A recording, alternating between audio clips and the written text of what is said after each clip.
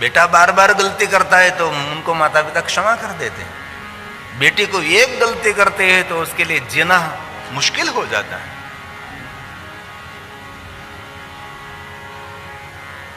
इसलिए आपके घर में जो बेटी ने जन्म लिया है तो आपसे बड़ा कोई भाग्यवान नहीं है। ये भगवान ने कृपा की है। जिनके घर में बेटी नहीं हो वो घर अधूरा है, वो दाम्पत्य अधूरा है।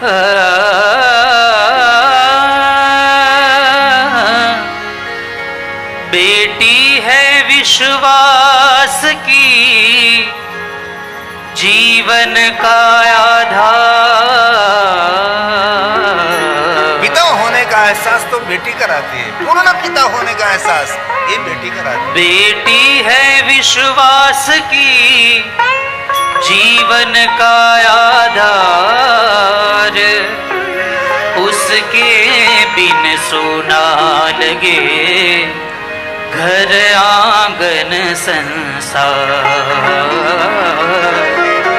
बेटी बिन सोना लगे घर आंगन संसार। आजकल की बेटी क्या नहीं कर सकती।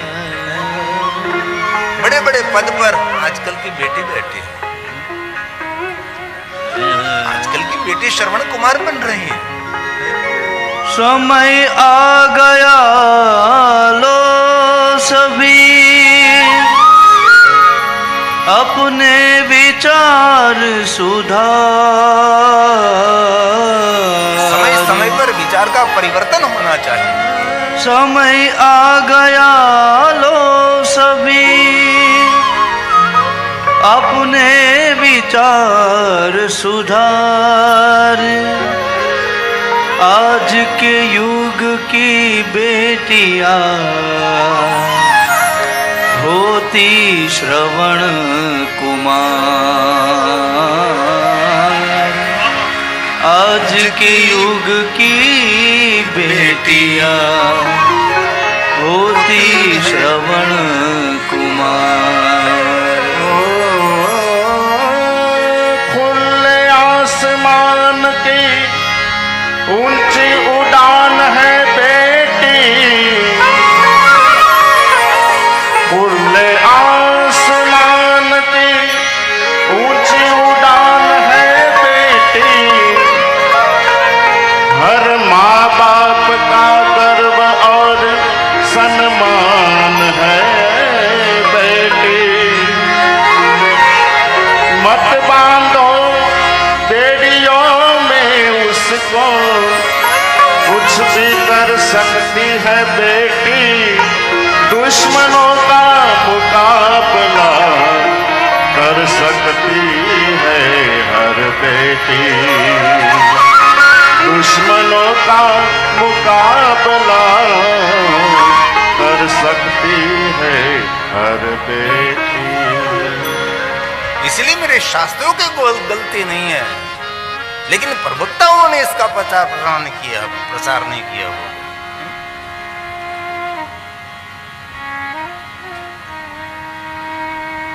पुत्र जब पिता के गुरु होते तब ये संस्कार संपन्न बेटी ये लक्ष्मी का स्वरूप है। माता पिता का भाग्य खोलती है, परिवार का भाग्य लेकर आती है। संस्कार संपन्न बेटी माता पिता के गृह में लक्ष्मी रहती हैं, लेकिन संस्कार लेकर जब ससुराल जाते तो वह ससुराल में ये लक्ष्मी नहीं रहती, वो स्वयं महालक्ष्मी हो जाती है।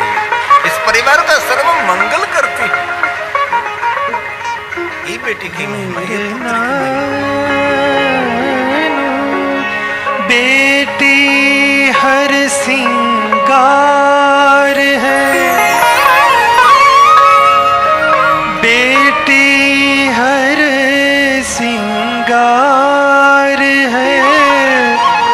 बेटी लाल गुलाब, बेटी से है महकते दो दो घर के खाब।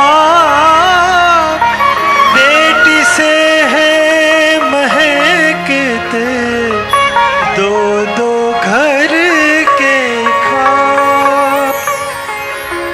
आपके घर में पुत्र वधु बनकर आए हैं, उनका अधिक आदर करें। पुत्र वधु जिनको कहते हैं, अधिक आदर करना है। आपके घर में जो पुत्र वधु हैं वो भी किसी बाप का प्रेम है, किसी बाप के हृदय की धड़कन है, किसी बाप का कलेजा है। आपके घर में पुत्र वधु बनकर उतरी है, उनका अर्थ नहीं है कि पुत्र वधु बनकर जन्मी है। आपके घर में जो किसी बाप की बेटी पुत्र वधु बनकर आई है, तो आपका पुत्र का जो आदर करते हैं, आपकी बेटी का जो आदर करते हैं, उससे भी 10 गुना अधिक आदर आपके घर में पुत्र वधु का भी करना चाहिए। ये भी कोई बाप का प्रेम तो है, कोई पिता का श्वास है। आपके घर में जो पुत्र वधु है उसका आदर करो, ऐसा आदर करे, ऐसा प्रेम व्यक्त करे, उसके माता पिता का प्रेम भी गौण बनने लगे, छोटा बनने लगे। ये आदर करना, ये जीवन शैली बदलनी है। जीवन में सुखी होने के व्यवहार बदलना पड़ेगा, आपका स्वभाव बदलना पड़ेगा। स्वभाव के बिना कभी कोई घर में परिवार में सुख नहीं आता। घर हमारा हमारे व्यवहार से बदलता है, घर हमारा स्वर्ग हमारे व्यवहार से बदलता है। कई लोग ऐसा मानते हैं कि घर में बहुत बड़ा बड़ा फर्नीचर हो, घर स्वर्ग समान है। ये झूठ बात है। सुंदर सुंदर बड़े बड़े फर्नीचर से हमारा घर स्वर्ग नहीं बनता, हमारे सुंदर नेचर से हमारा घर स्वर्ग बन सकता। हमारा स्वभाव सुंदर होना चाहिए, हमारा व्यवहार सुंदर होना चाहिए, हमारा घर स्वर्ग बनता है। ब्रह्मा ने कहा, पुत्र दक्ष, स्वयं भगवान ने आपकी पुत्री बनकर आपके आंगन को पावन करें, ये धरा को धन्य करें। पिताजी आप मुझे मार्गदर्शन करें। ब्रह्मा जी ने पुत्र दक्ष को मार्गदर्शन किया। जगत जनेता जगत माता भवानी आद्य शक्ति जिनके द्वारा जगत का प्रागट्य हुआ है, वो जगत की मां है। किसी की पुत्री बनी नहीं और बनने के लिए हाँ भी नहीं कहेगी, लेकिन मुझे पता है कि देवी देवता तब से आधीन है। इसीलिए घनघोर जंगल में जाकर माता जगदम्बा का आराधन करें, माता भवानी का आराधन करें, शिवानी को याद करें, महेश्वरी को याद करें, भवानी को याद करें, शंकरी को याद करके कठिन तपस्या करने के बाद माता भवानी का दर्शन मिले तो और माँ आपको मांगने के लिए कहे तो कहना कि मेरे आंगन को पावन करे, मेरे दाम्पत्य जीवन को पूर्ण करें और धरा को धन्य करे। अद्भुत लीला करने के लिए माँ ब्रजेश नगर में मेरी पुत्री बनकर आप पधारी। ब्रह्मा जी ने आशीर्वाद दिया, ब्रह्मा ब्रह्मलोक में गए। दक्ष महाराज ने वीरणी को कहा, वीरणी मैं घनघोर जंगल में तपस्या करने के लिए जा रहा हूं। वीरणी ने पूछा कि तप का कोई प्रयोजन, तप करने का कोई हेतु, कोई कारण? दक्ष महाराज ने कहा, हे वीरणी, पिता ब्रह्मा जी ने कहा है हमारा दाम्पत्य जीवन अधूरा है, हमारे आंगन में बेटी का जन्म नहीं हुआ है, इसीलिए बेटी के लिए हमारे दाम्पत्य जीवन में पुत्री का जन्म होना चाहिए, इसीलिए मैं तपस्या करने के लिए जा रहा हूं। वीरणी ने बहुत प्रशंसा की, धन्य है दक्ष महाराज। बहुत समय से मेरे मन में निरंतर बात रहती थी, बस मेरे वहां बेटी का जन्म होना चाहिए, मुझे पुत्री मिले, मुझे बेटी मिले। और मेरे मन की, मेरे हृदय की, मेरे मुंह की बात आपसे मुंह से निकली, मैं धन्यता व्यक्त करता हूं। नगर में जो सज्जन दृष्टि सृष्टि लोग थे, ये सब लोग दक्ष महाराज को मिलने के लिए आए और कहने लगे कि हमने सुना है कि आपको बेटी के लिए तपस्या करने जा रहे हैं। दक्ष महाराज ने कहा, मैं बेटी के लिए जा रहा हूं। सभी सज्जन लोगों ने दक्ष महाराज को बहुत बड़ा सम्मान दिया, आदर दिया। दक्ष महाराज समाज को बहुत बड़ा विचार प्रदान कर रहे हैं, आप पहल कर रहे हैं।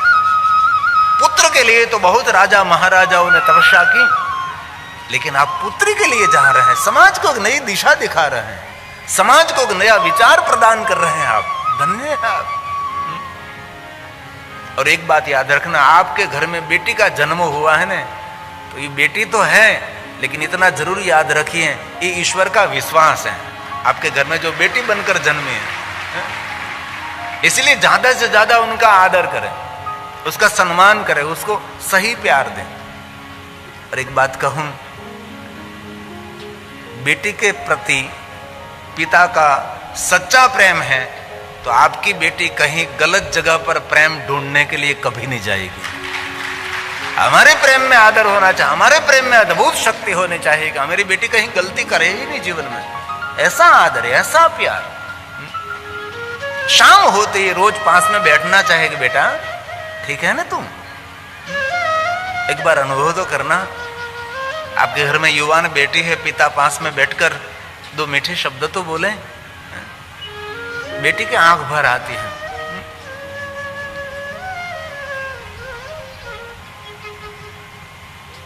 इसीलिए धन्य हो पिता, भगवान ने जिनको बेटी दी है। इन सभा में जिनके दाम्पत्य जीवन में भगवान ने बेटी दी है, इस दाम्पत्य को मैं हृदय से प्रणाम करता हूं। आपने भगवान का विश्वास जीत लिया है, आपने भगवान का भरोसा जीता है, इसलिए आपके वहां बेटी है, आपके वहां पुत्री है। नगर में सज्जन लोगों ने बहुत आदर दिया दक्ष महाराज को। दक्ष महाराज ये पहली बार हो रहा है, अब तक बेटी के लिए कोई तपस्या करने के लिए नहीं गई, आप जा रहे हैं। और समाज को नई दिशा दिखाना इस सज्जनों का श्रेष्ठ काम है। और ये दक्ष महाराज घनघोर जंगल में गए मां जगदम्बा का आराधन करने के लिए। और दक्ष महाराज ने माता भवानी की सुंदर स्तुति का गायन किया, माता जगदम्बा का आराधन किया। स्वयं दक्ष महाराज ने माता आद्य शक्ति भवानी महेश्वरी की सुंदर स्तुति की है। शिव महापुराण ग्रंथ में बहुत लंबी स्तुति है, संस्कृत में है, भगवान महर्षि वेदव्यास की रचना है। तो दक्ष महाराज ने माता भवानी के लिए गाया है। आइए इनमें से एक श्लोक सुनिए हम। महिषानी नमस्तुभ्यं, मैं प्रणाम करता हूँ हे महेश्वरी, हे शिवानी, हे शंकरी, हे भवानी, हे काली, हे महाकाली। जितने भगवान शिव जी के नाम है उनके सामने इतने शिवानी के नाम है। जैसे भगवान शंकर जी के शिव सहस्त्र नाम है महादेव के, वैसे महादेव के सहस्त्र नाम है। भगवान महादेव जी के 108 नाम हैं, तो आद्य शक्ति भवानी के भी 108 नाम हैं। शिव और शिवानी साथ में रहते, अद्भुत लीला करते हैं। इसलिए दक्ष महाराज ने माता भवानी को प्रणाम किया, माता भवानी को नमस्कार किया है। महिषानी नमस्तुभ्यं, जगदम्बे सनातनी, कृपा कुरु महादेवी, सत्ये सत्य स्वरूपिणी, सत्ये सत्य स्वरूपिणी। दक्ष महाराज को दर्शन दिया माता भवानी ने। मां ने कहा कि हे दक्ष महाराज, आपका कठोर तप, मैं प्रसन्न हूं। आपके मन में जो इच्छा है आप मेरे पास मांग सकते हैं। तब दक्ष महाराज ने कहा, हे मां भगवती, मैं आपको विनंती करता हूं। दक्ष ने कहा, प्रसीद भगवत्यादि, हे मां, आपकी प्रसन्नता मेरे पर उतरी है। हे मां, मैंने आपका आराधन किया, मैं जानता हूं मां आप जगत की मां हैं, लेकिन मैं अर्ज लेकर आया हूं और बहुत दिल से कहता हूं, ईश्वर के आगे शर्त नहीं करनी चाहिए। ईश्वर के आगे शर्त नहीं, ईश्वर के आगे अर्ज करनी चाहिए। ये अर्ज पूरी करता है, शर्त पूरी नहीं करता। लेकिन हम लोग शर्त करते हैं, अर्ज नहीं करते हैं। दक्ष महाराज ने अर्ज की है, हे मां, मैं हृदय से अर्ज करता हूं, मेरी कामना पूर्ण करे मां। प्रसीद भगवत्यादि, प्रसीद शिवरूपिणी, प्रसीद भक्तवरदे। हे जगन्मां, जगन्माता माये नमोस्तुते जगन्माये नमोस्तुते। हे माँ जगत माता, मैं कुछ वरदान मांगने के लिए, अर्ज करने के लिए आया हूं, मेरी कामना की पूर्ति करे माँ। एक कथा श्लोकात्मक कहते, ध्यान दीजिए। और माता भवानी ने कहा, हे दक्ष, आपके वहां मैं जरूर प्रकट होऊंगी। आपकी कामना है कि मैं आपकी पुत्री बनकर अद्भुत लीला करूं और धरा को धन्य करूं। लेकिन याद रखना दक्ष, जब तक आपकी सरलता बनी रहेगी, नम्रता बनी रहेगी और सबका आप आदर करते रहोगे, वहां तक इस धरा पर मैं सुंदर लीला करती रहूंगी। लेकिन जब आप घमंडी, अहंकारी, अक्कड़ और दूसरों का अनादर, इसी समय मेरी लीला को मैं पूर्ण कर दूंगी। तब तक मैं शक्ति बनकर धरती पर अद्भुत विचरण करती रहूंगी। कब तक शक्ति रहती है? जहां तक आपकी नम्रता है, जहां तक आपकी सरलता है। सरलता गई, सामर्थ्य गया। हमने देखा है दुनिया में बहुत लोगों को सामर्थ्य मिला, पदवी मिली, थोड़ा धन मिल गया, हम अभिमानी हो गए, अक्कड़ हो गए। मनुष्य जाति का सबसे बड़ा शत्रु कोई हो तो अभिमान है। 1000 दुश्मन आपका कुछ भी अहित नहीं कर सकता, जो आपका अभिमान अहित कर सकता है। इसीलिए जो साम्राज्य मिला है, जो सामर्थ्य मिला है, उस साम्राज्य और सामर्थ्य कैसे अखंडित रहता है? नम्रता से, विनम्रता, सरलता से। और सती ने कहा कि, आद्य शक्ति भवानी ने कहा कि हे दक्ष, जब तक आपकी सरलता, नम्रता, विनम्रता, सबका आदर सत्कार करता रहेगा, वहां तक मैं अद्भुत धरती पर लीला करते रहूंगी। और आप अनादर और अभिमान, तब इसी समय मेरी लीला को मैं पूर्ण करूंगी। मां, मैं नम्र रहूंगा। आप मेरे आंगन में मेरी पुत्री बनकर प्रकट हो और धरा को धन्य करे, सबका मंगल करे। माता भवानी आद्य शक्ति अंबा ने दक्ष महाराज को वचन दिया है, अवसर आने पर आपके वहां मैं आपकी पुत्री बनकर अद्भुत लीला करूंगी।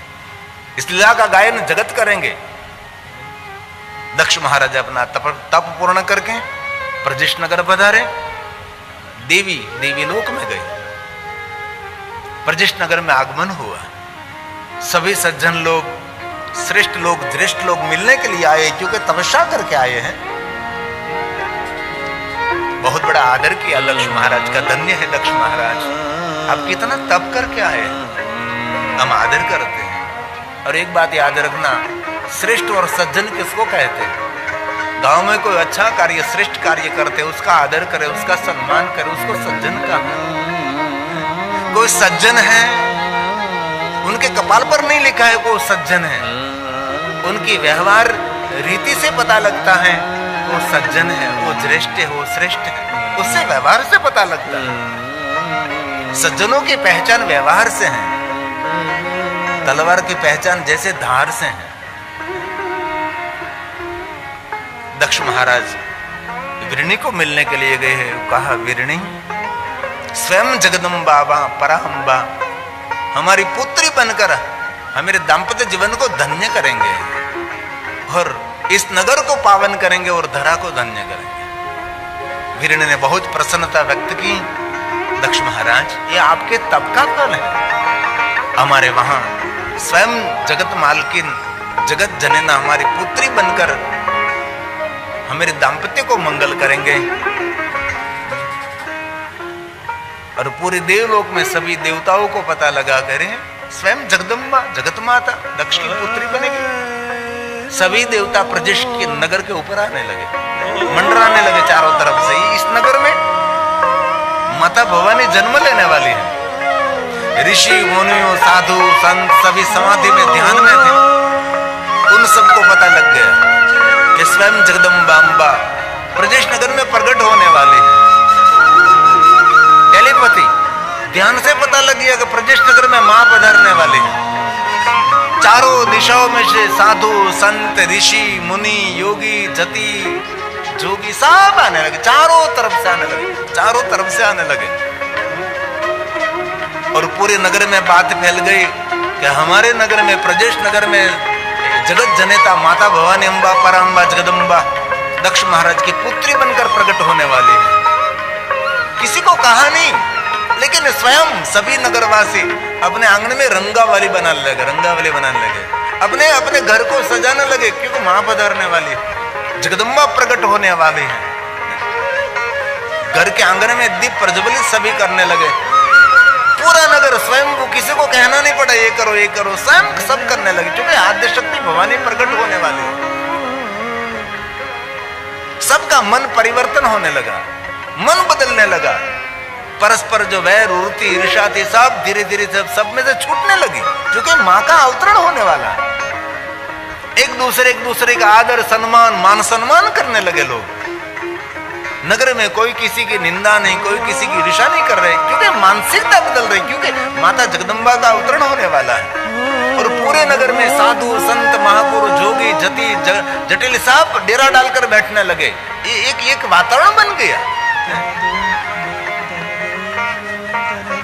और कभी अनुभव करना, कभी दुर्जनों के सभा में बैसो, क्या अकड़ामण होती है, कभी सज्जनों की सभा में बैसो, क्या आनंद होता है।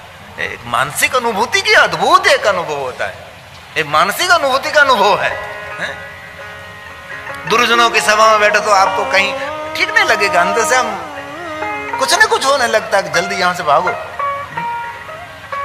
और अंग पर एक कपड़ा नहीं है, बाल में त्रिपुंड और माला की है, और अलगारी कोई महात्मा लोग बैठे हैं और कोई सज्जन लोग बैठे हैं जिनके विचारों में श्रेष्ठता, भव्यता, दिव्यता है। ऐसे सज्जन लोगों के साथ बैठो, ऐसा लगता है घंटों तक उनके पास बैठे रहे हम, क्योंकि उनकी एक वाइब्रेशन, उनका एक वातावरण बनता है, पूरे नगर का वातावरण बन गया है। और स्वयं जगदम्बा अम्बा पराम्बा ने वीरणी के गर्भ में निवास किया। एक मास बीत गया, दूसरा मास बीत गया, और देखते देखते 9 मास पूर्ण हो गया है। और भगवान महर्षि वेदव्यास जी ने कहा, गतेषु नव मासेषु, देखते देखते देखते, नमो देवी महादेवी शिवाय सततम नमः, चारों तरफ से मां जगदम्बा का स्तोत्र गायन होने लगी, क्योंकि मां पधारने वाली है, मां याद हो सभी लोग, चारों दिशा, क्योंकि सबको पता है कि स्वयं जगदम्बा सामान्य कोई पुत्री जन्म लेने वाली नहीं, कोई सामान्य बेटी नहीं है। विश्व मालिनी, विश्व भवानी, जिन्होंने जगत का सृजन किया, जगत का प्राकट्य किया, वो स्वयं माता। हे भवानी, हे आदिशक्ति, हे अम्बा, हे पराम्बा, हे जगदम्बा, नमो दिव्य महादिव्य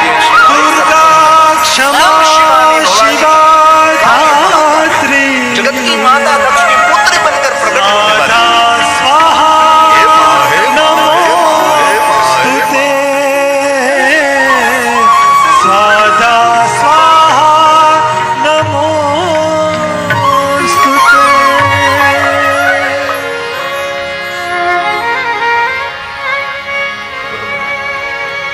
या देवी सर्वभूतेषु मां शक्ति रूपेण संस्थिता, हे आदि देवी, हे महादेवी, नमस्तस्यै नमस्तस्यै नमस्तस्यै नमो नमः, नमस्तस्यै नमो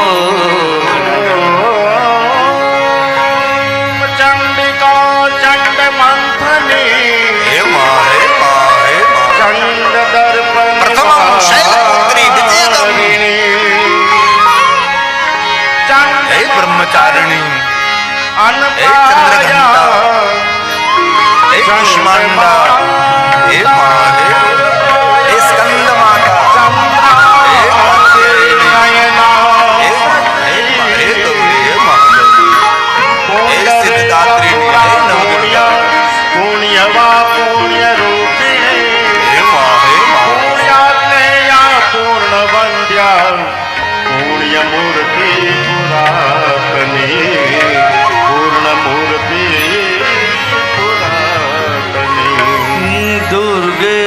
स्मृता हरसि भीतिमशेष जन्तोः स्वस्थे स्मृता मतिमतीव शुभा ददासि दारिद्र्य दुःख भयहारिणिकात्वदन्या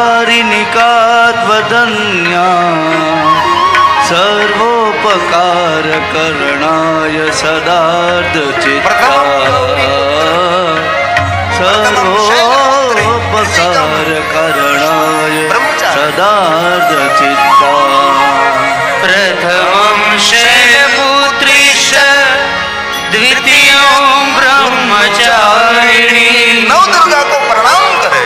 तृतीयं चंद्रघंटेति पुष्पाण्डेति चतुर्थकम् पंचमं स्कंदमातेति षष्ठं कात्यायनीति च सप्तमं कालरात्रिति महागौरी चाष्टकम् नवमं सिद्धदात्री नवदुर्गा प्रकीर्तिता नवमं सिद्धिदात्री नवदुर्गा प्रकीर्तिता नवदुर्गा प्रकीर्तिता गतेषु नवमासेषु गतेषु नवमासेषु नवमास पूर्ण हो गया। चारों तरफ से जय जयकार, आकाश में से पुष्प की वृष्टि होने लगी। सभी देवता सुंदर वाद्य बजाने लगे, गांधर्व संगीत बजाने लगे। पूरे नगर में सबको आनंद हो रहा है। एक दूसरा मिलता है तो कहते हैं कि पता नहीं क्यों अंदर से कुछ आनंद हो रहा है, अंदर से कुछ प्रसन्नता हो रही है, सबका उद्वेग शांत हो गया। और एक बात याद रखना, जीवन में कोई शुभ होना है इससे पहले उद्वेग शांत हो जाता है, और कुछ अहित होने वाला है तो पहले उद्वेग शुरू होता है। कभी बोलते हैं ना कहीं ठीक नहीं लग रहा है, अरे घर में भी ठीक नहीं लग रहा है, किसी के साथ वार्तालाप करने का ठीक नहीं लग रहा है, किसी के साथ व्यवहार करने का ठीक नहीं लग रहा है, अंदर से कुछ अब टूटे हुए लग रहे हैं। समझ लेना चाहिए आगे वाले कहीं न कहीं कोई डिस्टर्ब करने वाला है। इसी समय क्या करें, हम आराधना करें। इसी समय विशेष प्रकार से हम भगवान का स्मरण करने लगेंगे, विशेष प्रकार से स्तोत्र का गायन करने लगेंगे। नगर में एक दूसरे मिलते थे तो पूछते थे क्यों आनंद हो रहा है, पता नहीं कुछ अंदर से कुछ अच्छा लग रहा है, कुछ शुभ होने वाला है। बाग में सभी पुष्प खिलने लगे, पुष्प इतने महक फैलाने लगे। अरे घर में दीप प्रज्वलित नहीं करना पड़ता, ऐसे ही दीप प्रज्वलित हो जाते हैं। मंदिर में जाते हैं तो मंदिर में किसी ने दीपमाला प्रज्वलित नहीं की तो भी मंदिरों में दीपमाला प्रज्वलित है। पता नहीं क्या होने वाला है, लेकिन सज्जन और श्रेष्ठ लोगों को पता है ये जगदम्बा के आगमन का ये सभी संकेत है कि स्वयं भवानी जगदम्बा नगर में प्रकट होने वाले हैं। माता वीरणी के अंग में से खुशबू आ रही है। माता वीरणी के इतना रूप खिला, इतना इसके रूप का वर्णन भी नहीं हो सके। इसलिए शिव महापुराण ग्रंथ में गर्भ का वर्णन है। माँ के पेट में जब बच्चा होता है तब माँ को पता लग जाता है कि मेरे पेट में कौन है। विचारों से, रूप से, स्वरूप से माँ को पता लग जाए कि मेरे पेट में कोई देव है कि कोई दानव है। ये बहुत बड़ा एक विज्ञान है मेरे गर्भ संस्कारों का। आपके गर्भ में कौन है ये जन्म से पहले माँ को पता लग जाता है कि मेरे पेट में कौन है। माँ की मानसिकता से पता लगता है। पेट में गर्भ है और मिट्टी खाने का मन हो रहा है, क्रोध आ रहा है, कुछ उद्वेग हो रहा है, नहीं खाने की इच्छा हो रही, कुछ खाने की, नहीं खाने जैसा पदार्थ खाने की इच्छा हो रही है। समझ लेना चाहिए कि आपके पेट में से जो बच्चा जन्म लेने वाला है ठीक नहीं है। और आपके पेट में कोई बेटा बच्चा गर्भ है और आपको ऐसा विचार हो कि चलो मैं मंदिर जाऊं, मैं शांत रहूं, भजन करूं, मैं दान करूं, दूसरों की सेवा करूं, मैं ध्यान करूं। समझ लेना चाहिए आपके पेट में जो बालक है ना वो कोई तपस्वी बालक आपके पेट जन्म लेने वाला है। ये बहुत बड़ा शास्त्र का विज्ञान है। इसलिए माँ वीरणी को पता लग गया कि मेरे पेट में साक्षात जगदम्बा अवतरण होने वाली है। 9 मास पूर्ण हो गया और ब्रह्मा ने स्वयं नारद को कहा, हे नारद, गतेषु नव मासेषु कारयित्वा च लोकिनीं गतिं शिवा च पूर्णे सादशमे मासे नारद सादशमे मासे नारद। ब्रह्मा ने कहा, हे नारद, 10वें महीने स्वयं जगदम्बा प्रकट हुई, 9 मास पूर्ण परिपक्व हुई। 10वें महीने मां का प्रागट्य हुआ। चारों तरफ से जयकार, पुष्प की वृष्टि, स्तोत्र का गायन, दिव्य वातावरण बन गया। और दक्ष महाराज दौड़ते दौड़ते गए ऋषि मुनियों के पास, मेरे वहां पुत्री जन्मी है, बेटी का जन्म हुआ है, आप सब निर्णय करिए उसका नाम क्या रखना चाहिए। अंबा, भवानी, शिवानी, देवानी, बहुत सारे नामों की श्रृंखला दिखाई।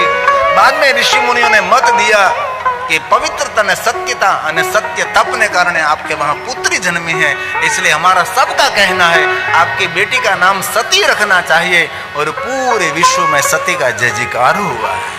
ऋषि मुनियों ने जय जयकार किया, देवताओं ने जय जयकार किया, नगर वासियों ने जय जयकार किया, चारों तरफ से जय हो जय हो जय हो।